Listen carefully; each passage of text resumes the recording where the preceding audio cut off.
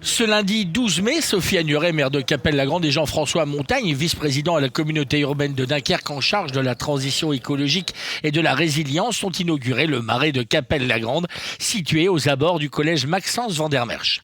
C'est un joyau naturel niché en plein centre-ville qui a récemment fait peau neuve. Le marais de Cappelle, véritable vestige des paysages de Flandre maritime, a été réaménagé pour renforcer sa préservation, valoriser sa biodiversité et permettre un accès pédagogique encadré aux collégiens, mais aussi à destination des Cappellois. Alors il a toute son importance, il est en cœur de ville, c'est un écrin de biodiversité, avec un attachement vraiment particulier pour les Cappellois, pour les collégiens, pour tout à chacun qui a aujourd'hui ce besoin de se rattacher à cette nature. Alors ce marais avait toute sa place pour de nombreuses générations sur Cappelle-la-Grande. Il a toujours été associé aux élèves de Cappelle-la-Grande du collège, puisque du coup un grand nombre ont pu y faire des expériences, observer, s'y rendre. Aujourd'hui c'est à nouveau possible grâce au partenariat qu'il y a eu avec la communauté urbaine de Dunkerque. Donc nous en sommes tout à fait ravis et fiers de cette évolution de ce marais.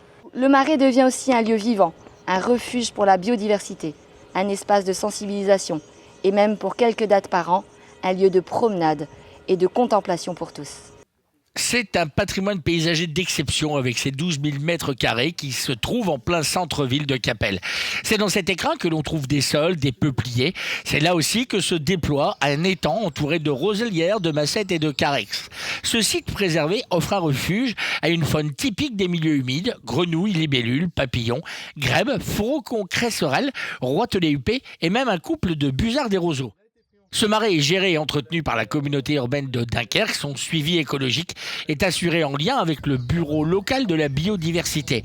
Une réalisation importante pour la communauté urbaine de Dunkerque. Oui, c'est un projet qui est très important. C'est un espace d'1 hectare qui a été délaissé pendant près de 10 ans. Et on a très peu d'espace comme ça, donc ici le marais de Cappelle, on a très peu d'espace naturel au sein de la ville. Et on voulait vraiment pouvoir le réhabiliter pour pouvoir protéger la biodiversité, mais aussi pouvoir montrer à la population de Cappelle qu'en ville, on a aussi des espaces naturels.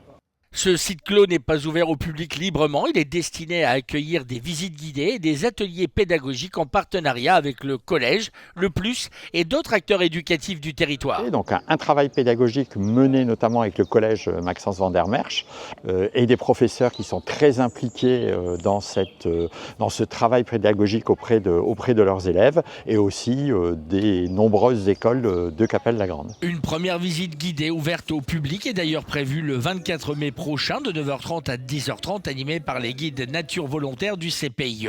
L'accès se fera par le parking à l'angle de la rue Salvador Allende et de la rue Saturne. D'autres dates seront communiquées très bientôt.